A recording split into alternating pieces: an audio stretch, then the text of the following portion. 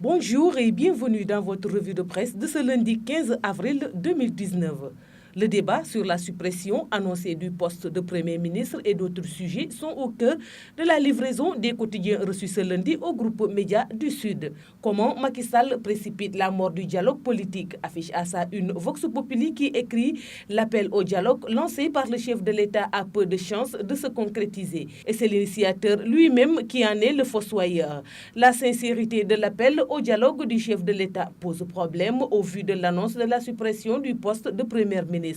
Nombre d'observateurs de la scène politique disent ne pas comprendre qu'au moment où les acteurs sont en train d'examiner l'appel du président Macky Sall, que ce dernier précipite en même temps la mort du dialogue avec sa surprenante résolution, souligne le journal. Selon le quotidien LAS, Macky Sall consulte ses alliés sur la suppression du poste de Premier ministre. Macky Sall a prévu avec ses partisans une série de consultations sur les suppressions prévues du poste de Premier ministre. Il rencontre mardi les députés de la majorité présidentielle et fera face à ses alliés de la coalition Benno Bokk Yakaar le 18 courant, écrit le journal. Le Témoin s'intéresse à la convocation du secrétaire exécutif national de l'Alliance pour la République APR lundi après-midi face à la fonde des militants dès la première heure et des alliés frustrés. Le patron de l'APR doit s'employer au circonscrit le feu et limiter les dégâts, écrit le Témoin qui titre Macky Sall en sapeur-pompier. Dans le journal Le Quotidien, le professeur Abdoulaye Dièye, constitutionnaliste, s'interroge également sur la pertinence de la suppression du poste de Premier ministre. On cherche, mais on ne trouve pas d'explication sur la pertinence de cette suppression. Ma conviction est que quand les réformes ne sont pas mûries et fondées sur des règles consensuelles, on n'a jamais la solidité, déclare le professeur Dièye.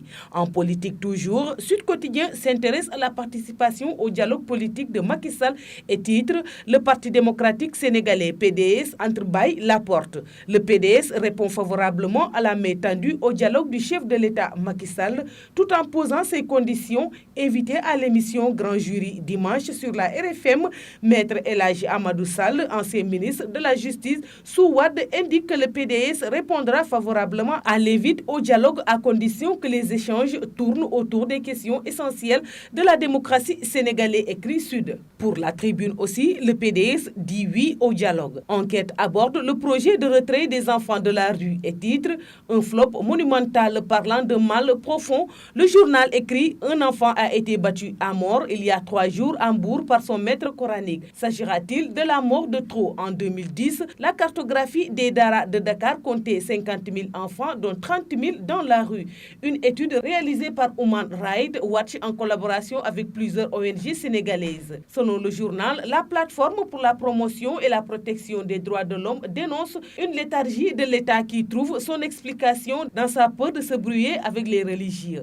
Le Soleil met en exergue le Daaka de Médina Gounass qui a accueilli dimanche le chef de l'État. La retraite spirituelle de Médina Gounass a eu un invité de marque hier en la personne du chef de l'État Macky Sall. Ce dernier, à la veille de la clôture des 10 jours du Daaka, demandé aux figures religieuses de poursuivre les prières pour la paix, la prospérité et un bon hivernage et retirer son intention de poursuivre la modernisation du suite de la retraite spirituelle, écrit le journal.